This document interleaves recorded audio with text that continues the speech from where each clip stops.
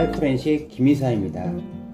오늘은 중고폰 등 개인정보 유출을 막기 위해 안티포렌식에 대한 설명을 해보겠습니다. 중고폰 개인정보 유출을 막아야 합니다. 휴대폰은 수많은 정보들을 담고 있는 개인정보의 보고입니다. 최근 중고폰으로 거래한 이후로 개인정보 유출에 대한 피해가 속출하고 있는 가운데 휴대폰에서 개인정보 유출을 줄일 수 있는 정책적인 검토가 시작되었습니다. 민감한 주요 정보들이 유출될 경우 경제적, 정신적 피해가 일어날 수 있고, 관련 업계는 휴대폰 유통 과정에서 이동통신 가입과 기기 변경하는 과정 속에서 신분증 복사, 유심 복제, 이전 데이터 복원을 통해 휴대폰 데이터가 유출되는 사고가 지속적으로 발생하고 있습니다. 또 최근에는 중고 휴대폰의 매매가 이루어짐으로써 자신의 데이터가 유출되는 것이 무서워 중고 단말기 거래 및 유통이 활성화되지 못하고 있다는 지적도 있습니다. 방송통신위원회는 11월 8일 이통사, 유통협회, 한국소비자단체협의회, 중고폰 업계, 연구기관 등 관련 전문가가 참여하는 휴대폰 데이터 유출 방지 자율 개선 민관협의회가 구성되어 회의를 하였고, 데이터 유출 사례 관련 제도 해외의 사례를 통해서 정책 방안을 논의할 예정입니다. 무엇보다 휴대폰의 구매와 폐기 등 이동통신 유통구조의 특성을 고려할 때 데이터 유출을 막기 위한 예방 노력이 무엇보다 중요할 것입니다. 따라서 중고폰 거래 시 저장되어 있는 데이터를 모두 삭제하는 안티포렌식 절차 도입 논의가 본격화될 전망입니다. 그래서 이번에 개인정보 유출을 막기 위한 안티포렌식에 대해 알아보겠습니다. 안티포렌식이란 자신의 데이터 및 흔적 등이 의도치 않게 휴대전화나 디지털 기기에 남아있을 수 있습니다. 이와 같이 중고 휴대폰이나 디지털 기기 등을 다른 사람에게 넘기려고 할 때 매우 불안할 것입니다.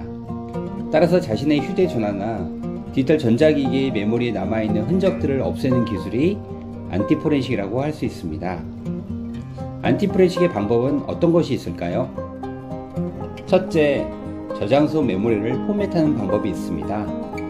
포맷의 방법으로는 빠른 포맷, 일반 포맷, 로우 레벨 포맷의 방법이 있는데요.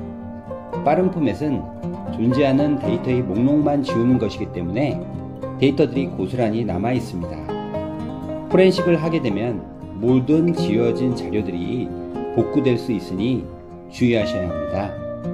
그리고 일반 포맷은 빠른 포맷보다는 안전한 방법입니다. 복구하기 어렵기는 하지만 일부 흔적이 남아있을 수는 있고요.